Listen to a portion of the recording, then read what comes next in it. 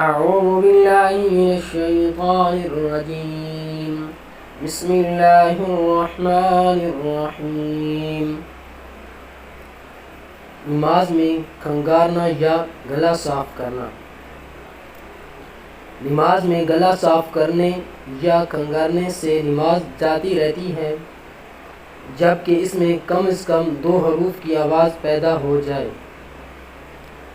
البتہ اگر بلا ضرورت ایسا کیا جائے تو نماز باطل ہو جائے گی۔ ہاں اگر ضرورت ہو، مثلاً آواز ٹھیک ہو جائے تاکہ قرأت میں حروف اپنے مخارج سے پوری طرح ادا کیے جا سکیں،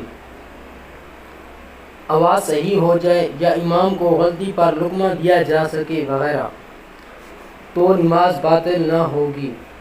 اور اسی طرح اس صورت میں جب کہ طبی طور پر کھانسی آ جائے اور جب تک ایسی ضرورت رہے یعنی بیماری کی وجہ سے ہو تو نماز باطل نہ ہوگی۔